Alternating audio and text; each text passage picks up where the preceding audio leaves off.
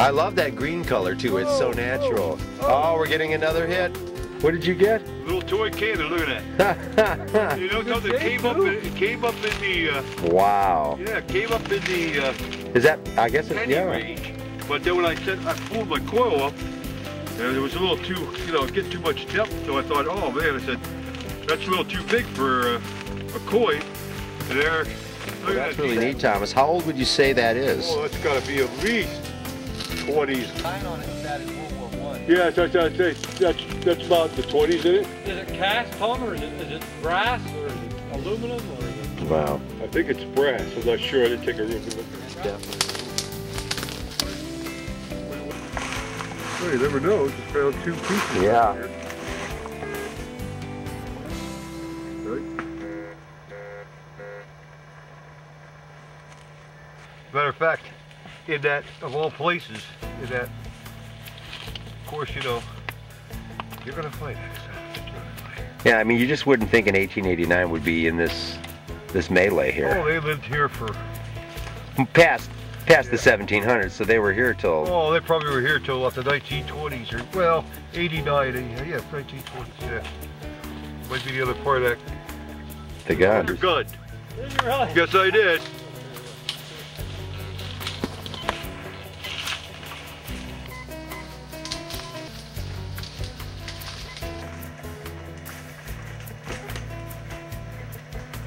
I am very lucky. I usually find a lot of stuff.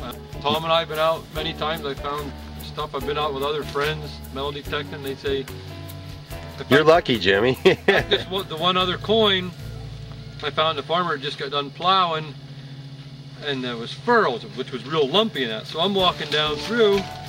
I had the signal, a good hit, and I looked, and there was one of these Spanish reals, the 2 real laying right on top of the ground. Is that the oldest coin you've ever found? No, I have a 1776. In fact, later, if you want, I'll bring my stuff. I'll show you. Yeah, we'd love to see it. Now we're outside the clearing now, and Thomas is going to take the electroscope and point it in this direction. This is where they found some colonial coins before, and see if he can get a hit.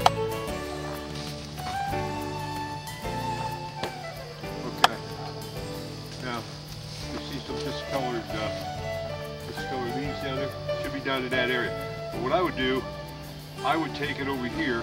Work along the edge. Work this edge down, because Jimmy found a colonial over here and a colonial down there. So I can't see, you know, why that wouldn't be a good area. Plus I got a hit in there. I'm trying to get him on to something here. Are you getting a good signal? Copper range at about So it could be a penny or whatever. 2 inches deep. Okay. There it is. It's a piece of copper, but I don't know exactly what it is. It's a piece of flat copper.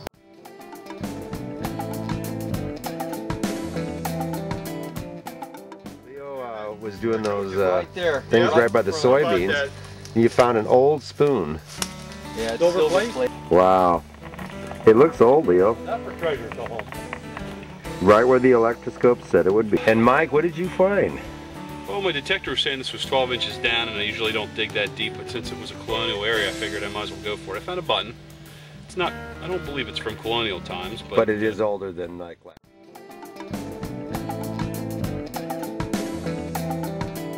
For that particular find, you used the electroscope on that. I did. I used the System B. What I did was I put it in the silver mode, and then when you're in the silver mode, not only can you hit silver, you can hit other high conductors such as copper, zinc, brass, bronze. It's a good relic hunting piece of equipment. And I established my initial line of bearing here, and then I moved over and I set up a secondary line of bearing, and they intersected was where I And then you dug right in the intersection and you found that. dug right in the intersection. I usually tell people about a 6 to 8 foot area, but this was almost right on.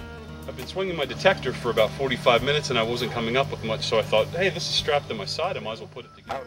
Real tiny. It's almost like a fragment of metal.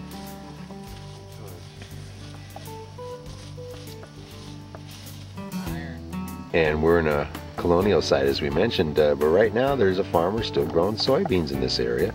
This area has been used for over 200 years. for various uses, mostly farming, but people lived here and worked here in the 1700s. There's Hitler. Ooh. Wow. Yep, can range. Well, we haven't been much this trip.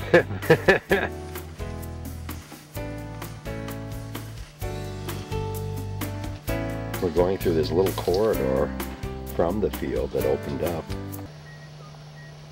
This is getting a little signal. He doesn't think it's a coin. No, I'm gonna skip it. There's an old bottle. How old? Not too old.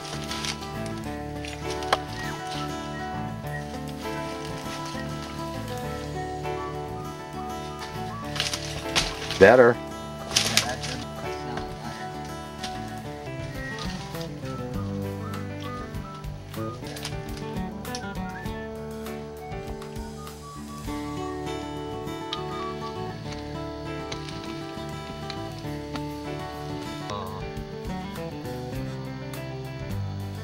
It says Utica Club.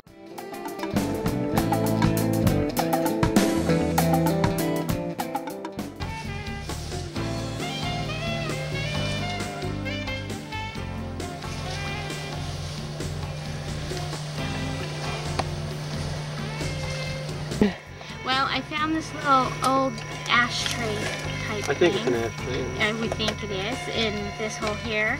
And also, I found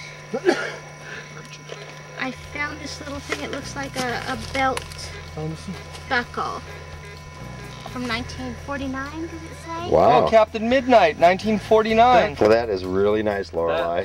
Cool. That is definitely a keepsake. There's people that will pay money for this. Yep, correct. Find the guy who went to that. That's awesome. I like What that. is this that we're looking at here? It's Lycoming Clinton County boundary marker from 1869. Ah. Act, the supplement of 27th of March 1869. At colonial times, they put this in the ground to mark, of course, the Lycoming Clinton County boundaries. Mm-hmm. And Got something on the other side too? on this side, it has corner of Lycoming and Clinton County. That's really cool. I thought I've seen these little green things. They're the Osage orange. Osage orange. There's another term they call them monkey balls. Huh. Thomas is getting a little hit here.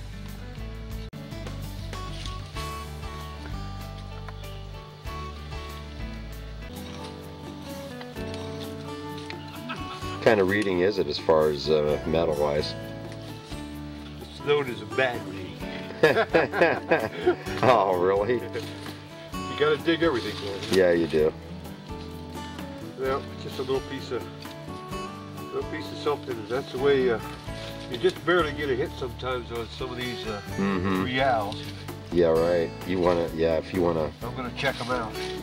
for sure. You found a horseshoe? I did. A real old one, I take it.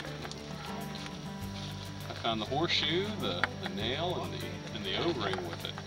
Fortunately, I didn't find the horse that goes to it. Well, we definitely have been finding artifacts today, and this is no difference right here. All right, Leo, got a weedie. Nada tamaño ya tu lado.